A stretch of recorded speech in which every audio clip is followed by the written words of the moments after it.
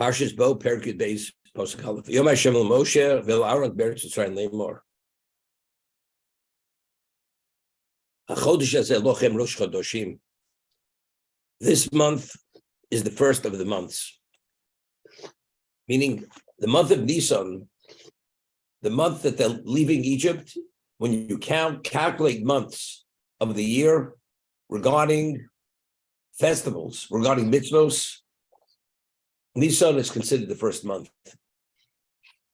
When do we assume our spiritual, or the process to assume our spiritual persona? It's during the month of Nisan. That's the month we left Egypt. So how do you determine when the month begins? That month is determined when, normally under normal circumstances, when the Sanhedrin, the High Court of Israel, or someone who has the status of a Sanhedrin, they determine when the month begins through the testimony of witnesses. And the court says, Mekudesh HaChodesh Mekudesh. This month is sanctified.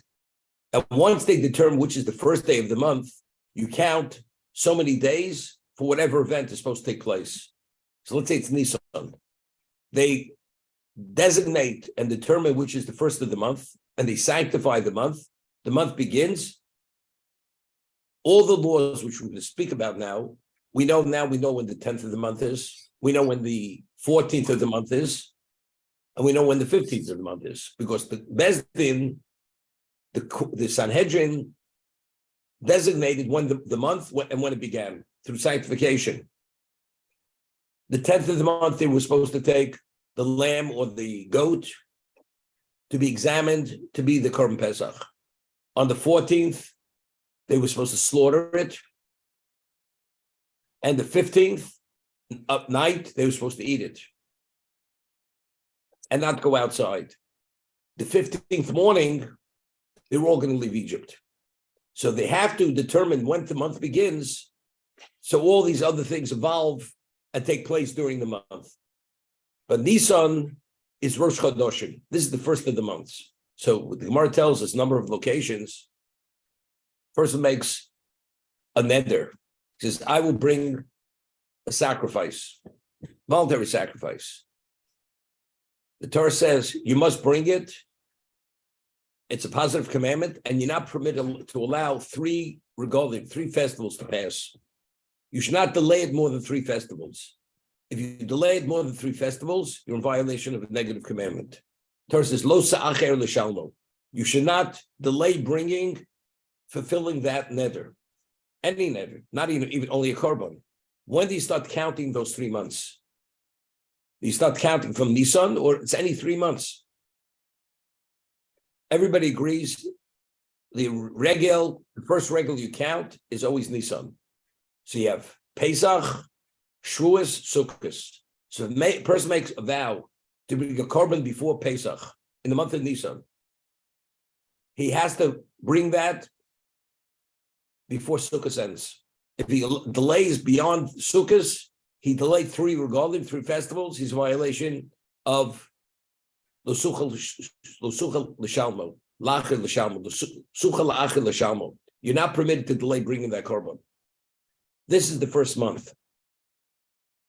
Although we say Rosh Hashanah in terms of when the world was created, Rosh Hashanah is always Tishrei, but in regard to the laws which pertain to Klal Yisrael, as becoming a Jewish people, it all begins in Nisan. Now, the names, the appellations, which the months are called, these names only began when we left Babylon. In the Torah identifies the months by the first month, the second month, the 7th month. That's how the months are identified. First month is Nisan. The 7th month is Tishrei. But yet, when we left Bavel, we have Nisan, we have Iyar, we have Sivan. What's the base of all these months? These new names. Torah identifies by number, not by name. So the Ramban explains that the Navi says that when you leave Bavel, The months will no longer be identified by number, they'll be identified by name. And these names are Persian, Babylonian names. Nisan, Iyar, Sivan, Tammuz, Av, these are the months. That's how they're identified. Why? So again, he says, why is Nisan the first month? Because that's when it all began. That was the beginning of evolution of a Klal Yisrael. The moment we left Egypt, we started to rise and we started to evolve towards the 49th level of purity. Every day we were one level more advanced than the previous day, until finally we reached the pinnacle of our spirituality, which was on the 50th, and then that's when the Torah was given to us. And that's Kabbalah Torah. Okay? So it's a Chodesh Hazeh Lochem Rosh Chodoshim. This is the first mitzvah given to Klal Yisrael as a Jewish people. Milah, circumcision, was given to Avraham Avinu. That's when we were Noahites. Now, this mitzvah is given to us as a Jewish people. This is the first mitzvah given to us, and we'll see. And the Rashi, in the beginning of Bereshis, asks a question. He cites Rabbi Yitzchak. If the first mitzvah of the Torah is Achodesh Elochem Rosh Chodoshim, which is the mitzvah we're discussing right now, the sanctification of the new moon, to designate when the month begins, why does the Torah start with this mitzvah? Why does it start with the book of Bereshis, creation, and whatever follows in the Sefer Bereshis? Rashi cites Rabbi Yitzchak from the Midrash. So Rabbi Yitzchak answers, he cites the Pasuk in Tehillim, that if the Jewish people are accused of being interlopers in taking Canaan illegally, and we stole it from the 7 nations of Canaan, Hashem says, I've created this world, I'm the creator, I give it and take it. As we see the stories, the great flood, the battles, and whatever happens, God gives and God takes. And God being the creator, he gave it to the Avos HaKadoshim. He gave it to the holy patriarchs. So if anybody comes with a claim and says, you took it, you had no right to take it away from the families of Canaan, the Canaanites, I'm the creator, and therefore, before we speak about HaChodesh Hazeh Rosh Chodoshim, we have to, because the objective of leaving Egypt was Sinai, and then where do we fulfill the Torah? What's the setting to live as that spiritual people in Eretz Yisrael? As a result of that, we have to give the background of why we have that right, because that's the ultimate destination, which is Eretz Yisrael. That's the first Rashi at the beginning of Bereshis. That's Rabbi Yitzchak's answer. It's for us to know that we have the right, and we don't have to live with any guilt conscience. It's our right because God gives and God takes, and God designated forever, for all eternity, the land is our land. But the first mitzvah as a Jewish people, although we're not yet a Jewish people, in terms of the sanctity of a Jewish people, that happened at Sinai, but this is the evolvement, the evolution to become that when we left Egypt. And the Korban Pesach was a prerequisite. We had to slaughter the deity of Egypt. The Egyptians was the lamb and the goat before we were able to leave Egypt. Let's see Rashi. Wait, Rosh Chodoshim. Rishon hu l'chol chodshei hashana. It's the first of the month for all the months of the year. Let's take a look at Rashi. Chodesh Elochem. Hereu levana v'chidusha. Hashem showed Moshe Rabbeinu the month in its renewal. V'amar kishe'erech mischadesh. When the new moon becomes the new moon, Yelucha Rosh Chodesh. That's Rosh Chodesh. And it says, "Achodesh nislamalo zeh Rosh l'seder b'nei chodoshim she'iyar korisheni sidin shlishi hazeh." What is it? Chodesh hazeh. This, that means seemingly he's like pointing to it. Niskasha Moshe al Moler al Levona be'isa shir teiroeh v'tia ruli kadesh. At what point is at a point of development that it's already sufficient, that's considered, it's come into being. The sliver you see, how wide does that sliver have to be? The herolo, the etzba, has a levon berakia. V'amalo kozere v'kadesh. When you see in this state, sanctified. So Rashi cites the Midrash. The case at Heroa Halolo Yibadabri Melabiyom. The communications between Hashem and Moshe was not at nighttime; it was during the daytime. Shenema v'Yibiyom Diber Hashem b'Yom Tzavoso. Elosomach l'Shkias Achamo Nemerlo Parshazu. Was right before sundown. And as it was turning dark, he showed him exactly how the moon has to look at that moment, and that's when you sanctify it.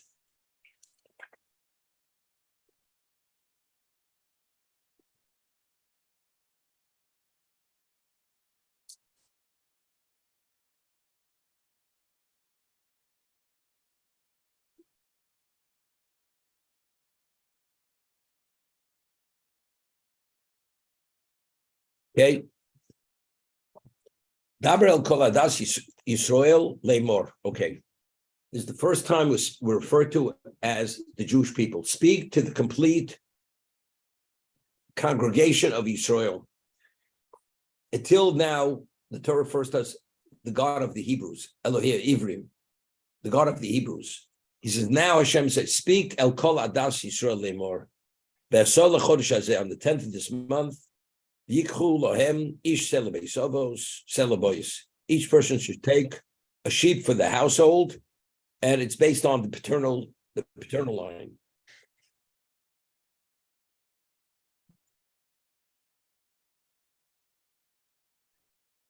Rashi el kol adas Yisrael leimo besol chodesh dibru hayom b'Rosh Chodesh. You speak to them on Rosh Chodesh.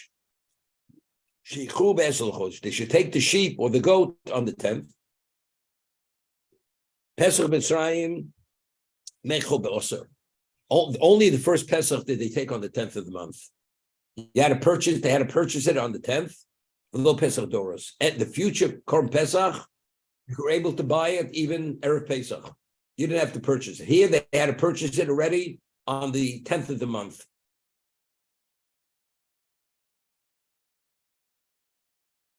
Okay, now, why did they have the Pesach Doros, the Pesach for future generations, could be taken anytime. You can buy it even Erev Pesach, as long as you buy it before midday, because it was slaughtered after midday on the 14th. Why was the Pesach Mitzrayim, it had to be purchased on by the 10th, and then you keep it, what did it do with it until the 14th? What was the value of purchasing prior to the actual slaughtering? We know that you can't bring a korban if it's a balmum, if it's blemished. So what did they do for 4 days? They would watch it, examine it to make sure it was unblemished. So they purchased it on the 10th, and they examined it continuously to make sure it's as they believe it to be, or maybe they didn't notice anything. And by the 14th, if they see it's unblemished, they slaughter it after midday on the 14th. By every bris, we say, and we cite a pasuk from Yechezkel. What's the pasuk we cite from Yechezkel? And we say it in the Haggadah. We cite these psukim at the Seder night. Hashem saw that we were orum ve'erio. We were naked and we were devoid of any mitzvahs. And when God saw us, mispossesses b'domoyich, He saw us wallowing in the bloods. B'domayechi. Through the bloods you will live. Through the bloods you will live. He says we were devoid of anything spiritual, and then He saw us wallowing in the bloods, plural, and He says, "B'domayechi, through these bloods you will live. You will live." So the Chazal tell us that because the Jews were devoid of spirituality, of mitzvahs, we needed some degree of merit to leave Egypt. Mean merit, not just identification. Meaning that the Medrash tells us that we merited redemption because we didn't change our language, our attire, our names. That only indicated we were in a position that there was a potential. They didn't snuff out our spirituality. We still had the Jewish pride. We identified as that. Because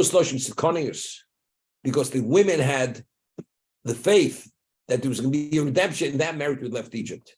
And that's the Gemara says, why a woman is obligated, although Dalit Kosis is a rabbinical law, that we drink 4 cups of wine at the Seder, which correspond to the Dalit Shani Gula, to the 4 expressions of redemption. And if a woman is exempt on a Torah level of a positive commandment, definitely she should be exempt of a positive commandment when it's on a rabbinical level. But yet, the Gemara says, when it comes to Dalit Kosas, there's no difference between a man and a woman. Although it's time determined, a woman is obligated to drink Dalit Kosas, the 4 cups of wine at the Seder. She must commemorate the 4 expressions of redemption. The question is why. So more answers, Afin Hoyubos on this. So the 2 interpretations. Either because they were also beneficiaries of the miracle, of the redemption from Egypt. So therefore they also have to commemorate it, and therefore they drink the 4 kosas. Or Afin Hoyubos means due to their righteousness, because there was Noshim Tzikonis, that's what we merited redemption. So because it was due to what they had done, it was due to the righteousness, therefore they participate in Dalit Kosas, which clearly states the Gula. So therefore we don't differentiate between the man and the woman, although it's a time-determined mitzvah. That's the Gemara Pesachim. That only qualifies us. But we had no spiritual money in the bank. What was the confirmation that we had relevance, that we're ready for real time? We had to establish certain facts that the Jews had to identify a certain way, that they cleaned up their act to a degree to be able to start the process to make the ascent to Sinai. Now, what initially caused the bondage and the affliction and everything took place? The Jew said, is the Midrash, we no longer, when the generation originally came to Egypt, they all died. We no longer want to be circumcised. We want to be like the Egyptians. Hashem says, you want to be like the Egyptians? Although until now they revered you and esteemed you and treated you like royalty, they will take you and turn you into slaves. And not just servitude, you'll become their objects, you'll become their chattels. If you no longer want to identify with me with the circumcision, I'm going to throw you to the dogs and worse. That activated immediately the shibud, the bondage. And what happened afterwards? They became idolaters. What's the deity of Egypt? The deity of Egypt is the lamb and the goat. So they had to sever that relationship, to openly make a statement that species no longer has relevance any longer. And that's why they slaughtered. They had to slaughter the goat or the sheep to indicate that severed that relationship. And what are we doing with this? We're bringing the species for God. And when they put the blood on the lintel and the doorposts to identify who they were, it says at the time of the Makas Bechoros, Hashem skipped over the homes of the Jews. When he saw the blood, so that's b'damai chai b'damai chai. Only through the blood of Milah and the blood of the Korban Pesach will you live. Because what's living for a Jew? That's your spiritual. It says, Rishon b'chayim kruyim meisim. A Russia, even though he's alive, he's like a dead person. Because what's the value of a Jew? It's a spirituality. You only have relevance to spirituality, it's only because we went to Sinai. But what qualifies you to go to Sinai? To have relevance to that chayi, to that life. Through the blood of Milah and through the blood of the Korban Pesach, chayi, you'll be able to evolve into this new entity called Klal Yisrael. And that comes through the Kabbalah Satorah. And that's the 4th expression of Gula. Lokachti lochem li leom. I will take you as my people. Lochem li lokim. I will take you as my people. However, I will be your God. But to be for that relationship, it had to be predicated on Damila, on the circumcision and the bringing of the Korban Pesach. So the question is, so why couldn't they purchase it on the 14th? Why did they have already purchased it on the 10th? The answer is because they should be involved already examining the animal. It's part of the same reason, because we had no relevance to mitzvahs. Hashem already wanted to get us involved in the mitzvah. Purchase it by the 14th, you have about 14th, and now you start examining it. You're examining it to slaughter. The Torah cites the Midrash. What's Shabbos HaGadol? We commemorate the Shabbos before Pesach. It's known as the Great Shabbos. Why is it called the Great Shabbos? So the Midrash says that every Jew had a lamb or a sheep tied to his bedpost. And although the bondage was not in effect for 10 months before we left Egypt, but we were still the slaves of the Egyptians. And they would come into the homes of the Jews and see what's going on. They walk into the homes of the Jews, and they see that every home has a sheep or a goat tied to a bedpost, which was this is the deity of the Egyptians. So the Egyptians say to the Jews, well, what's going on here? He says, well, in 4 days, this animal we're going to slaughter and bring it as a sacrifice for our God. That's what's going to happen in 4 days. It says they gritted their teeth and they turned around and walked out. That was the Nes of Shabbos HaGadol. The Egyptians could have killed them at that point. No, the Jews openly said, they didn't come up and give some other reason. It's here because this is going to be slaughtered in 4 days from now. That's the Shabbos HaGadol. So firstly, the Nes was a Nes. That's the Nes of Shabbos HaGadol. But the Jews themselves, they had a level of belief and faith and confidence. They didn't have to come up with some other excuse. It's here for some other reason. It's exactly for that reason. We negate this, we don't value it, and the past no longer has relevance to us. We have a new belief.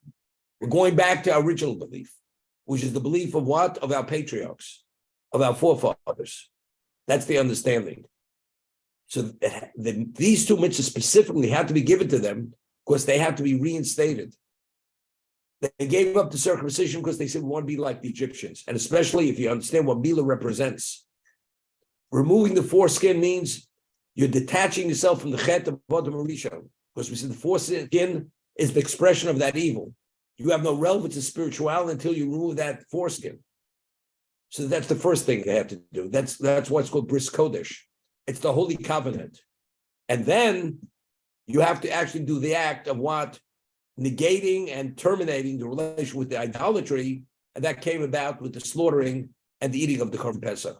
The slaughtering on the 14th, the eating on the 15th. And the blood on the doorpost and the lintel was a representation of what? Of the negation of the idolatry.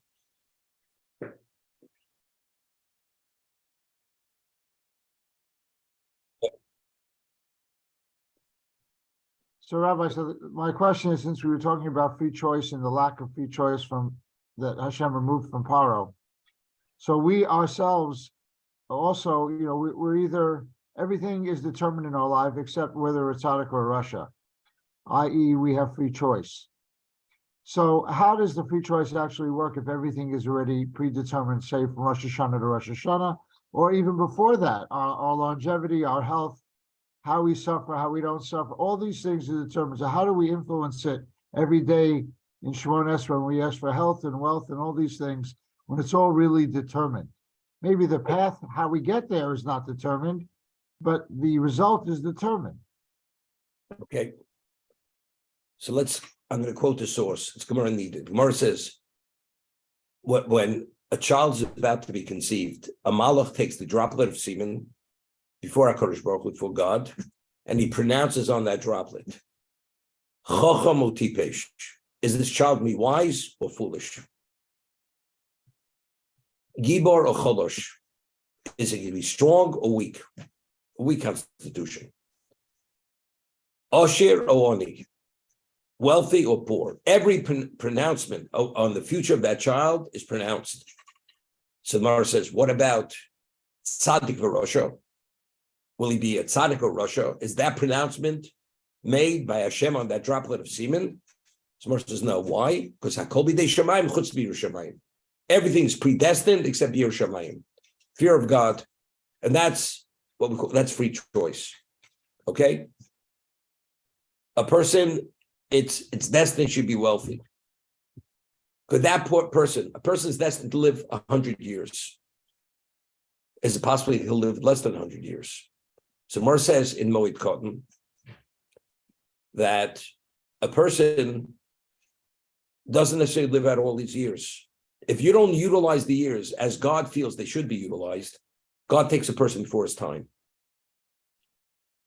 And not only that, there's a year bank where Hashem, if he wants to add years to another person, because that person deserves to even live beyond the years that were designated for him, he takes those years that were not lived, which were meant to be lived, and he tacks it onto that person's life.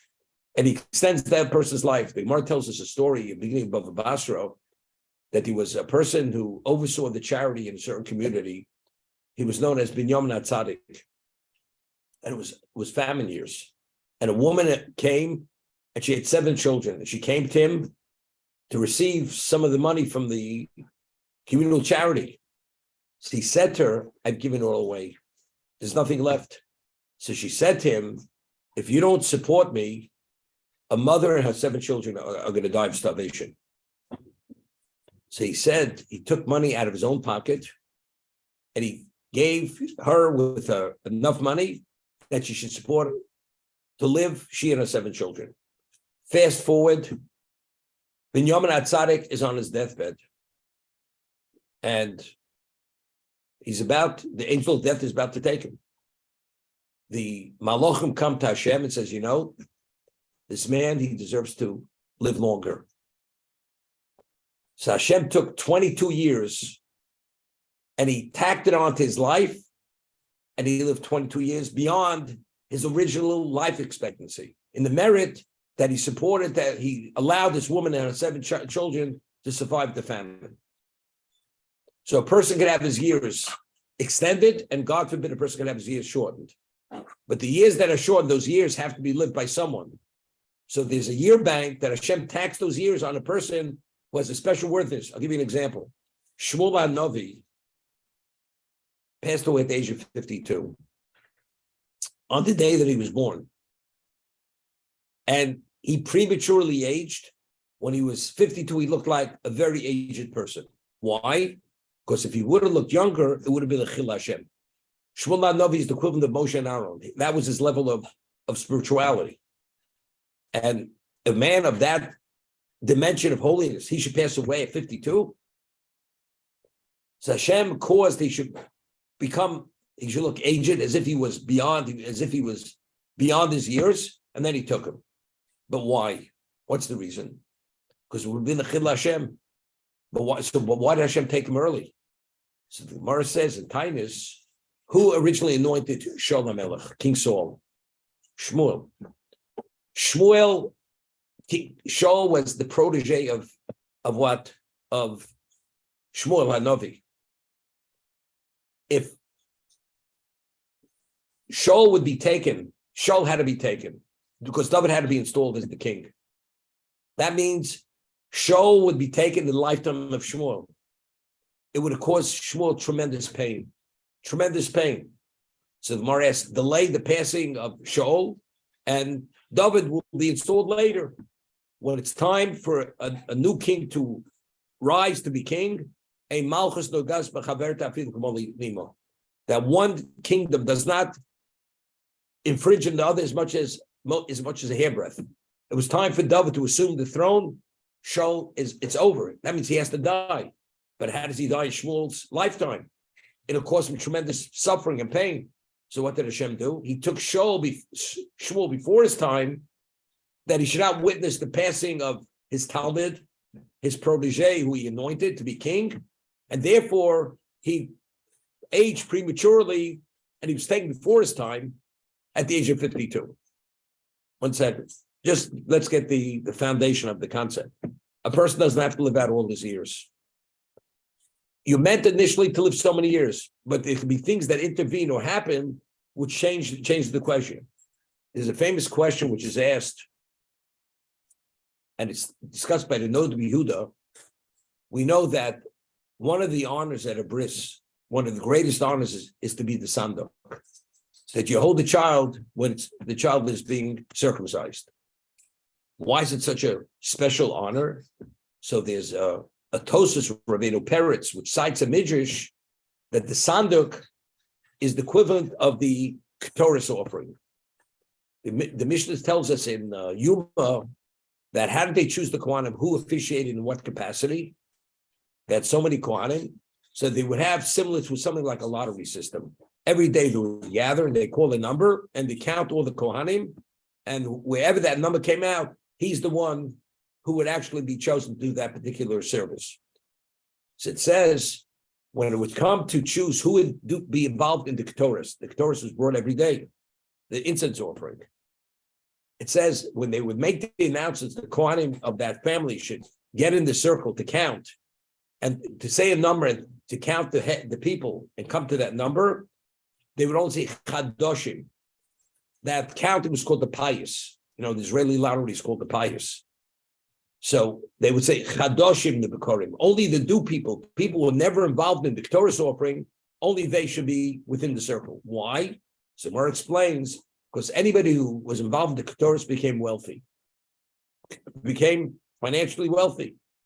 So if a person already was involved in that service, you already won the lottery, so to say, give somebody else a chance. So therefore, the ones who already previously had it were not included, were not admitted into the circle to be chosen for the Ketores. So this Medrash tells us that the Sandik who holds the children, he's like the Mizbeach, and the circumcision is like the Ketores being burnt on the Mizbeach. Therefore, it's a segula for wealth. Okay? Therefore, and that's why it's so valuable. So the Nod Yehuda cites this, and he says he has a problem with it. Why? He says, have you ever seen a rabbi who has multiple times sandik that he's become so wealthy? You've never seen it. Secondly, it says the only person who's permitted to take any service more than once, and he's not in the lottery system, is the Kohen Gadol. But an ordinary Kohen, you have it once, you can't take more than once. Yet we find Rabbonim, they're the sandik multiple times. If it's the Ketores, he should only be able to be sandik once, not more than once, to give somebody else a chance. So for these two reasons, the Nod Yehuda questions the validity of this midrash. Because you see, it's not reality. So the Chassam Sofer comes to the defense of the midrash. And this is the way he explains it, the Nod Yehuda, the Chassam Sofer. A person is deserving, he deserves so much wealth. And you deserve it, because you brought the Ketores. But you have reason, but you need atonement. And Hashem chooses the atonement is you have to lose your wealth. So we have a choice. We have a question now. What do we do? Does Hashem give you the wealth and take it away from you?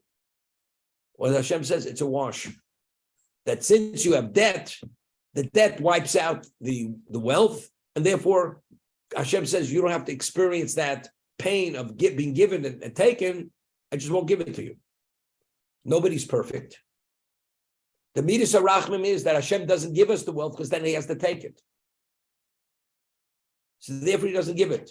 But it doesn't mean to say that the sandakos, being the sandak, is not the equivalent of the Ketores. So he says even time of the Beis Hamikdash, it doesn't say they actually became wealthy. But because it provided that, and you paid your debt with that, give somebody else the chance to generate that kind of income to pay debt also. That's the Chassam Sofer's answer. So initially, when a child is born, it's predestined, A, B, C, whatever that it is. But things could change. How long you will live. Well, you're meant to be wealthy, but you could forfeit that wealth. It's only for a particular time. The Gemara says in Shabbos, the wealth they mentioned the other day is called Galgal HaChozer. It's called the Wheel of Fortune. What's the Wheel of Fortune? You spin the wheel. One moment you're on top of the wheel, in a moment you're on the bottom of the wheel. Chas v'sholom. That's how quickly things change. Because we're always on the firing line. There's always what we call prosecution. Our record is not perfect. And you never know when your record is going to be prosecuted. And when it is, you need that atonement for that moment. Therefore, things continuously change for that reason.